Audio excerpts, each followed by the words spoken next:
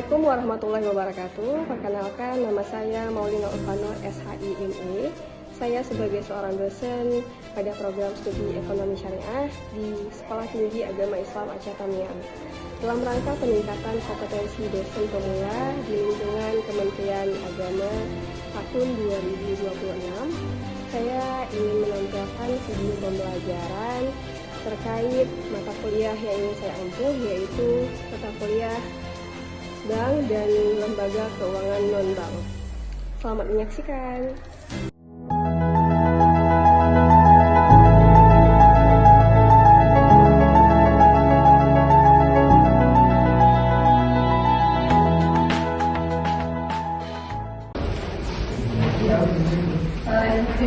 Assalamualaikum warahmatullahi wabarakatuh. Waalaikumsalam warahmatullahi wabarakatuh. Apa kabar hari ini adik-adik mahasiswa?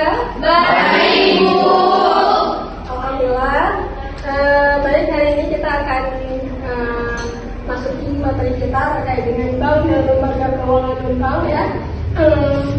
Sebelum kita memasuki materi kita ya, agar pertemuan kita pada hari ini diberkahi oleh Allah Subhanahu wa taala, kita berdoa terlebih dahulu. Berdoa dimulai.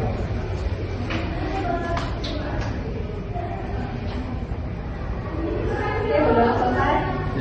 Kali ini kita akan memasuki materi kita ya. Sebelum kita masuk materi kita, di absen dulu ya.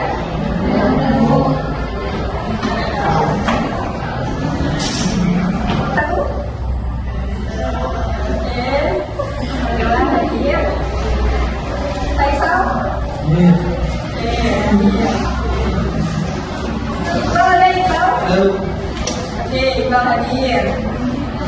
Lisa ada? Oke, Lisa. Baik, ada yang tidak hadir pada hari ini?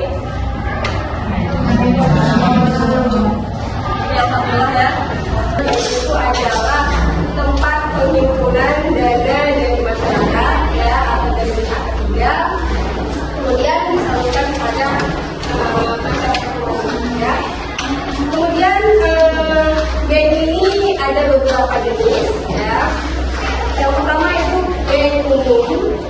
Nah, bank umum ini contohnya tadi ya, Bank BNI, Bank BRI, BSI, dan lain sebagainya. Ya. Kemudian yang kedua adalah BPR atau BPR guys. Apa itu BPR atau BPR guys? Kalian tahu?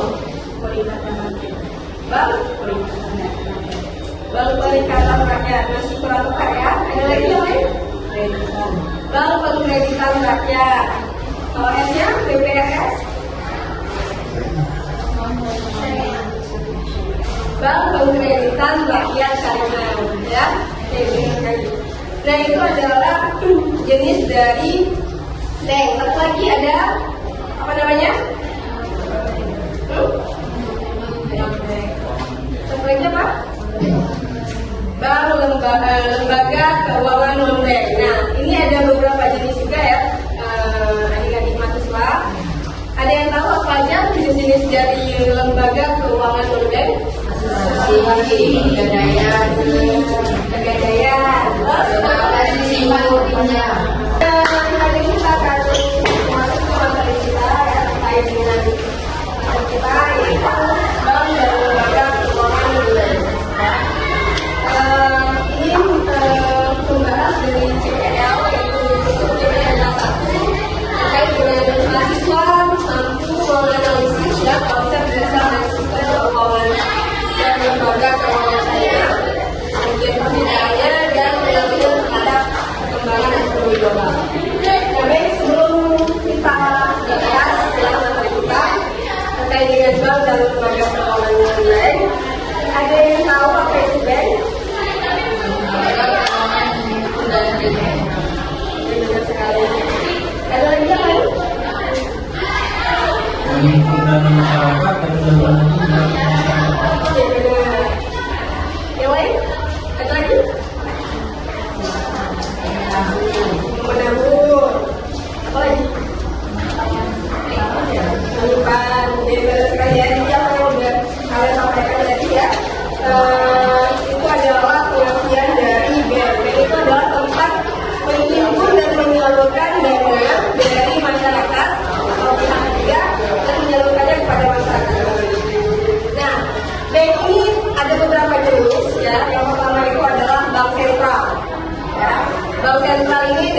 ini di Indonesia, yaitu Bank Indonesia, ya. Pernah tahu ya Bank Indonesia? Pernah main-main ke Bank Indonesia belum? Belum ya. Nanti insya Allah kita main-main ke Bank Indonesia. Di sini yang paling dekat tuh di Solo ya.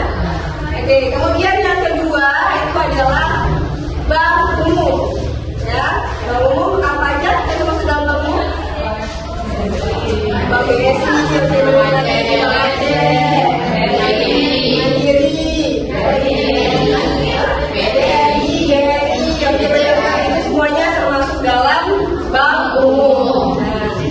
kemudian yang ketiga adalah BPRS atau BPR dan BPRS. Apa itu BPR? Bank Pekreditan Rakyat atau Bank Pekreditan Rakyat. Baik, untuk melihat kemampuan mahasiswa dapat menganalisis konsep dasar dari sistem keuangan bank dan lembaga keuangan bank, ya. Ibu akan membuat list, ya. Listnya sekitar pertanyaan, ada 3 pertanyaan.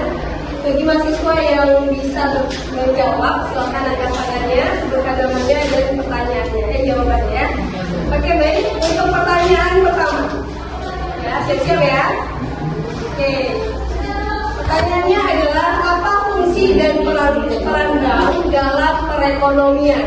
Silakan angkat tangan yang bisa. Oke. Silakan sebutkan namanya dan jawabannya.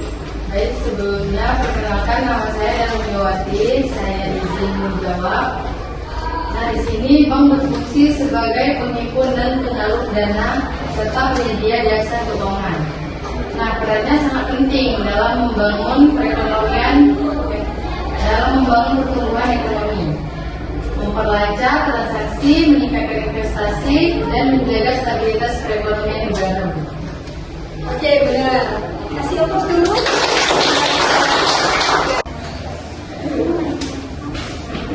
Oke, baik ya. Untuk kuis selanjutnya, saya pertanyaan kedua. Siap-siap ya? Ya, Bu. Oke, masih semangat? Asik. Pertanyaannya, apa perbedaan antara bank dan lembaga keuangan non-bank? Silakan. Oke, silakan Mulyadi. Perkenalkan, nama saya Mulyadi. Saya akan menjelaskan perbedaan antara bank dan lembaga keuangan non-bank. Bank itu secara langsung menghimpun dana dari masyarakat berupa tabungan, giro, dan deposit. Itu bank itu sifat umum seperti memberikan pinjaman, modal kerja, investasi, dan lembaga keuangan non-bank ini secara tidak langsung menghimpun dana lewat penerbitan surat berharga seperti premi asuransi, iuran pensiun, dan sifatnya khusus seperti menyalurkan dana untuk tujuan spesifik seperti pembiayaan leasing, pinjaman, dan jaminan barang. Oke, baik. Benar sekali ya, yang sudah disampaikan oleh Mulyadi.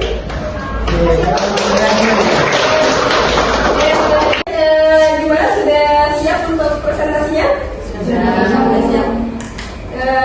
Tadi ada tugas Ibu bagikan 3 kelompok ya, untuk mempresentasikan terkait materi kita bank dan lembaga keuangan non-bank.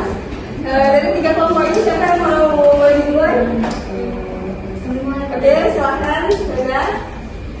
Assalamualaikum warahmatullahi wabarakatuh. Waalaikumsalam. Saya mewakili dari kelompok B yang akan menjelaskan tentang bank, produk bank, dan mekanisme perjalanan bank. Oke, bank di sini adalah menghimpun dana dari masyarakat dan menyalurkan kembali kepada masyarakat. Nah, menyalurkan kembali kepada masyarakat itu seperti ada yang namanya murabaha, yaitu jual beli dengan keuntungan yang telah disepakati. Yang kedua adalah mudarabah, kerjasama antara pemilik modal dan pengelola usaha dengan berbagi hasil. Dan misalnya ada nasabah yang ingin mengambil kredit atau bersama usaha dengan modal dari kedua belah pihak. Nah, untuk menghimpun dananya, bank terkait sendiri memiliki produk-produk yang akan menghimpun dana dari masyarakat sebagai tabungan, giro, deposito. Kalau tabungan itu ada 2 dia, wadiah. Wadiah itu adalah titipan.